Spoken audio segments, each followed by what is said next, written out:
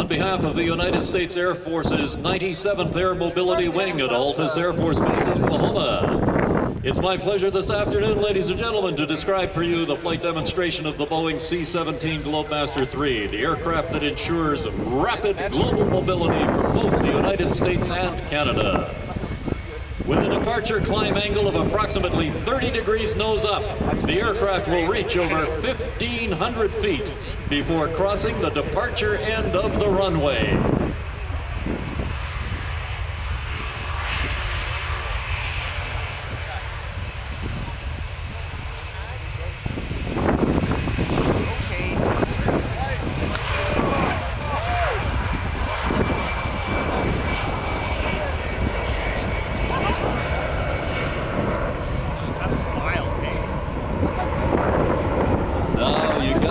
That's impressive for an airplane that size. The pilots for today's demonstration are Captain Wes Skenfield, Captain Jesse Newberry, and Captain Jeff Polsher.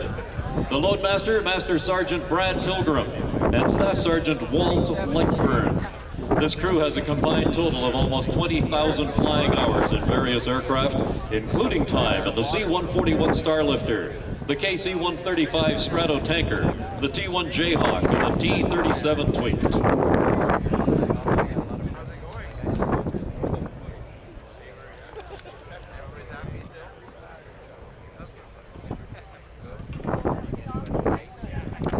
The C-17's first pass today will be a high-speed pass. They're now completing a teardrop maneuver to bring themselves back to the runway.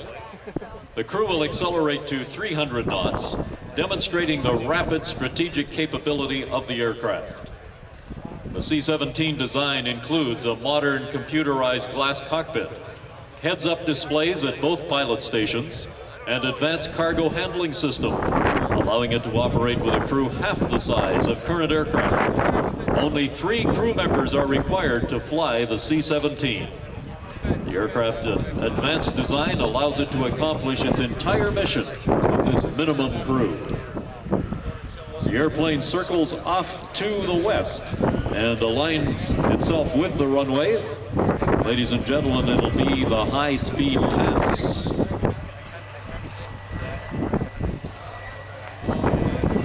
This aircraft is extremely agile at both high and low speeds, making it easy to operate in any tactical situation, including the combat delivery capability of paratrooper or heavy equipment airdrops.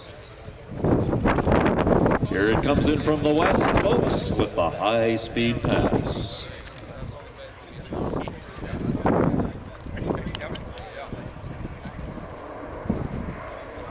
Notice how quiet the airplane is while passing show center.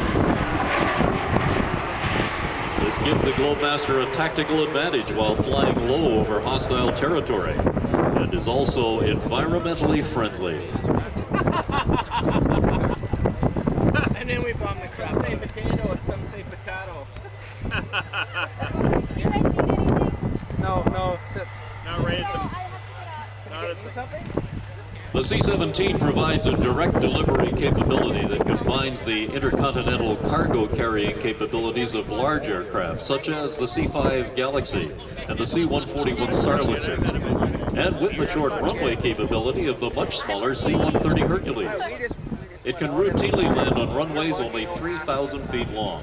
4 Pratt & Whitney F117 engines power the C-17, the same engines that are used on the Boeing 757. Each engine delivers over 40,000 pounds of thrust. This amount of thrust allows the Globemaster III to carry over 170,000 pounds of cargo.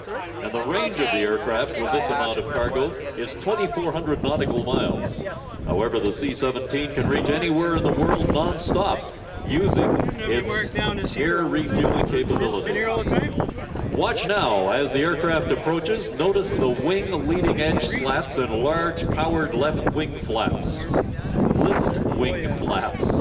These devices change the shape of the C-17 wing and are the key to its low final approach speed, enabling this aircraft to land and stop in short distances.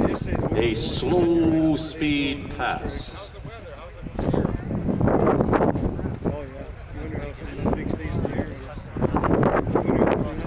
Stay in the air.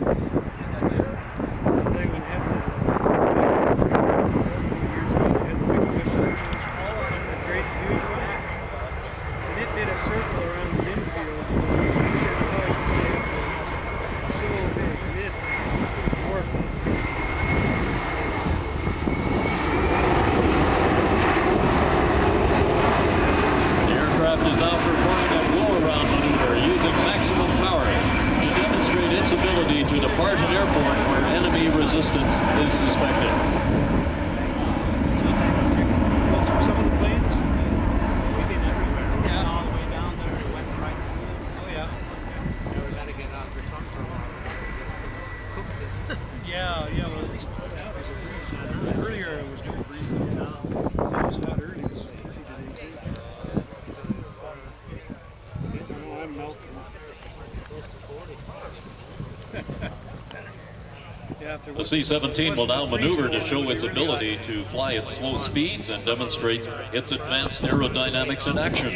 The aircraft is performing a series of steep bank turns to maneuver for a low-speed pass and circle over the airfield. Yeah, Just in case you're wondering how big this airplane really is, the wing span tip to tip is about half the length of a football field. The tail is over 5 stories tall.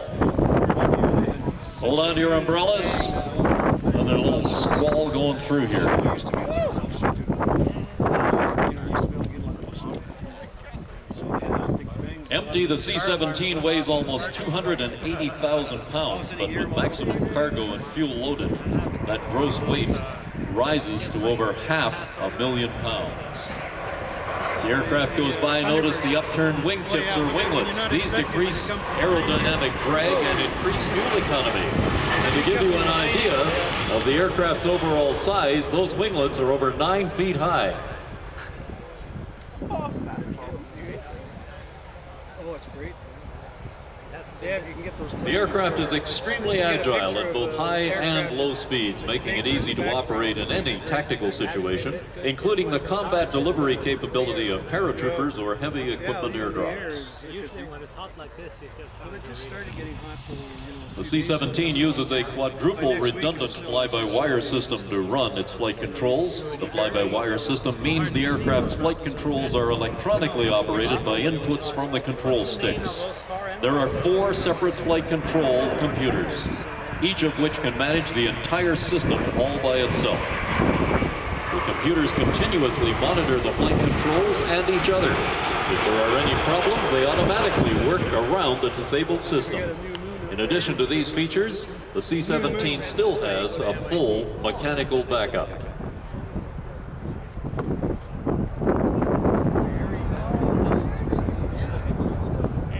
They haven't been up yet.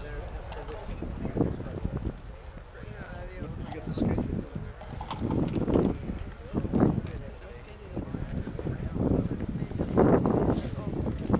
The aircraft will now maneuver to demonstrate a full flap approach to a simulated short field runway. The short field capability allows the C-17 Globemaster III to land at over 6,000 more airfields worldwide than currently available to the C-5 Galaxy and commercial wide-body aircraft.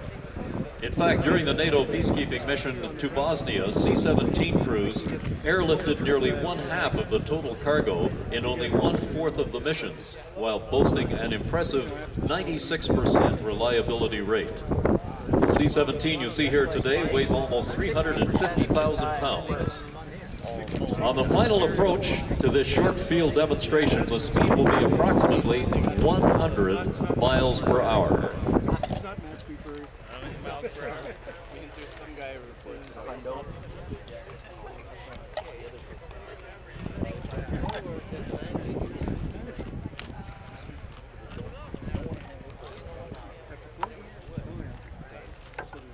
Approaching the end of the runway, the crew will simulate arrival to an airfield with hostile forces nearby. This approach tactic can also be used from very high altitude to avoid enemy fire. The C-17 made its inaugural flight in September of 1991. Since then, the C-17 has set over 20 world records, including payload to altitude and time to climb. The C-17 has set over 20 world records. McDonnell Douglas, now Boeing, delivered the first operational C-17 to Charleston Air Force Base in June of 1993. The crew will now demonstrate the very short landing distance of the C-17 Globemaster III. Watch for the touchdown, and then watch the minimum amount of runway that is required for that airplane to come to a full stop.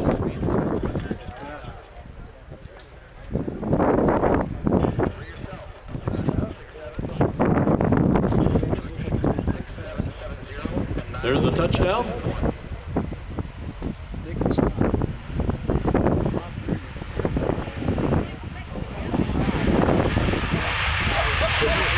And the airplane is stopped. And once again, that's got to be impressive. The aircraft is demonstrating a capability limited to very few airplanes, the ability to routinely back up under its own power. Ground maneuverability is extremely important when space is limited for offload operations on a day-to-day basis.